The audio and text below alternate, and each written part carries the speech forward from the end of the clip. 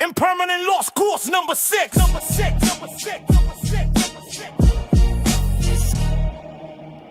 Welcome back. By this point in the series, you have set up a wallet and funded it, learned about the core DeFi and HODLMM terminology and concepts, seen how bins, ranges, and strategies work, and watched a full walkthrough of creating and managing a HODLMM position in the Earn section. So in this final video, we're going to talk about one concept that you absolutely need to understand before you size up any position, and that is impermanent loss. Quick recap so we're on the same page. So when you provide liquidity, you add either one or both tokens into a HODLMM pool. Your liquidity is placed across a set of bins inside a specific price range. While the price stays inside that range, traders swap through your bins and earn fees. You earn fees.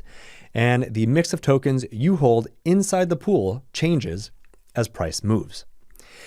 The key idea is that as an LP, you are not just holding, you are trading slowly against the market as price moves up and down. Impermanent loss is how we measure the trade-off. Impermanent loss, or IL, is simply the difference between the value of your LP position and the value you would have if you had just held the original tokens in your wallet.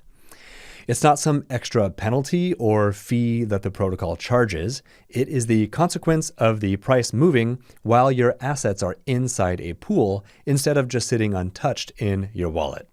The moment you withdraw from the pool, you lock in whatever that difference is at that time. So imagine you start with 1 unit of token A and 1 unit of token B.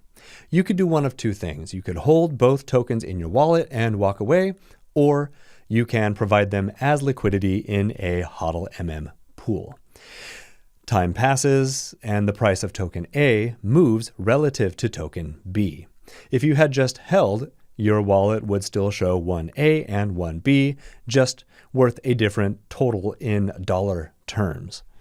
Inside the pool, because traders have been swapping, you might now have, for example, 0.8A and 1.3B. The fees you earn in the pool are a reward for letting the market trade against your tokens.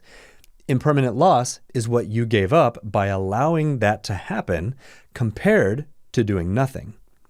You get a different mix of tokens and trading fees as a reward, and sometimes depending on fees and price moves, you can still come out ahead of just holding. Impermanent loss is just the measurement of the gap between the LP outcome and the simple hold outcome. But it's called impermanent for a reason. So as long as your position is open, impermanent loss is a moving number. It can get larger or smaller or even return back to zero. If the price eventually comes back to where you started, the impermanent loss may disappear and your LP position might end up with the same total value as if you had just held. It only becomes permanent when you withdraw your liquidity or close the position. That is the moment you lock in whatever that difference is. So impermanent loss is not guaranteed loss.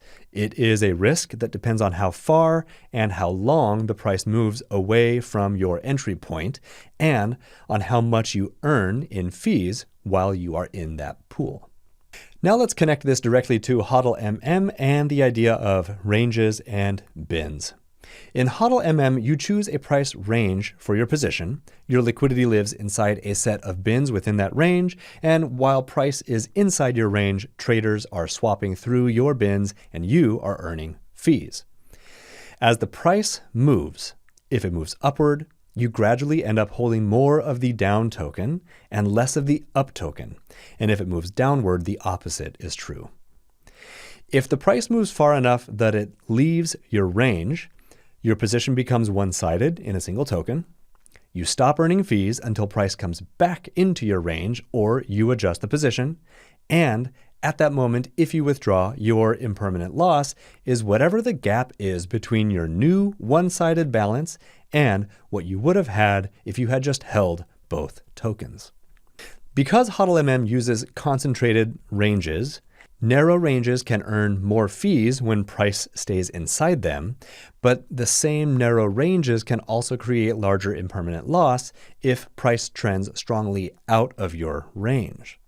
So there's always a trade-off between capital efficiency and impermanent loss risk. Impermanent loss is not the same in every pool. It tends to be smaller when you are LPing in pairs that are tightly correlated or pegged, like stablecoin to stablecoin. The price of the pair stays relatively stable within a relatively tight band, or if you choose a range that matches realistic volatility. Impermanent loss tends to be larger when you are in more volatile pairs with big price swings, when one side of the pair makes a strong move away from your entry level, or when you choose a very narrow price range and the price spends a lot of time near the edges or even outside. So if you are dipping your toes into the market maker waters, choose less volatile pairs, wider ranges, and smaller sizes. This is usually a more forgiving place to start and learn. Next, we'll talk about fees versus impermanent loss. Fees and impermanent loss are two sides of the LP equation. While your position is in range, you earn trading fees whenever swaps pass through your bins. Dynamic fees in HODLMM can increase during higher volatility, and over time, those fees can offset or even outweigh impermanent loss. What really matters to you as an LP is not impermanent loss alone. It is fees earned minus impermanent loss, equaling your actual performance compared to just holding.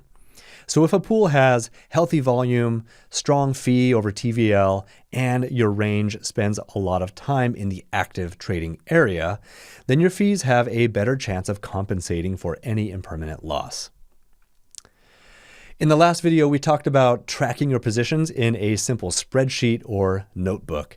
And for each position, you might want to record the date you opened it, a pool, what the pool and pair is, and how much of each token you deposited, your minimum and maximum price, the number of bins, the strategy shape that you chose, including spot, curve, bid ask, or custom, and a short note about what you believed or hoped would happen in that time frame.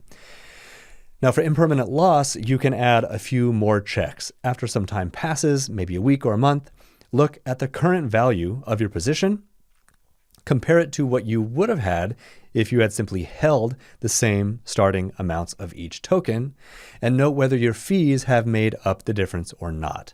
And add a short reflection. Did the price stay in range as you expected? Was your range too wide or was it too narrow? And would you choose a different strategy next time? This turns every position into a small lesson, a learning opportunity, instead of just a random result that you really can't keep track of mentally. So I'll leave you with a few practical guidelines for dealing with impermanent loss as a beginner. Treat your first position as tuition. The goal is to learn how impermanent loss behaves, not to maximize your returns from day one. Start with a small size and use deeper pools that have good TVL and good volume. Use wider ranges at first so that you do not get kicked out of range by normal market noise and volatility. And choose strategy shapes that match how often you can check your positions. Spot style distributions are usually more forgiving to new LPs rather than very aggressive bid-ask shapes. And always keep some extra STX in your wallet so you can adjust or exit your position whenever you need to.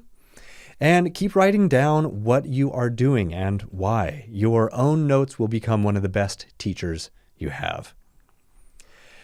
All right, well, that brings us to the end of this series. So far, you've learned how wallets and gas and security work, the core DeFi concepts behind BitFlow and HODLMM, what bins, bin steps, and ranges are, how to create, manage, and remove HODLMM positions in the earn section, and how impermanent loss fits into the bigger picture of being a liquidity provider. From here, your next steps are to practice, ideally in small sizes, track what happens, and let your understanding grow from experience. Thank you for spending this time with me in the BFF.Army BitFlow DeFi educational series. I hope you feel more confident, more informed, and more prepared to participate thoughtfully in the Bitcoin DeFi space. The #1 place to learn, earn, and hodl.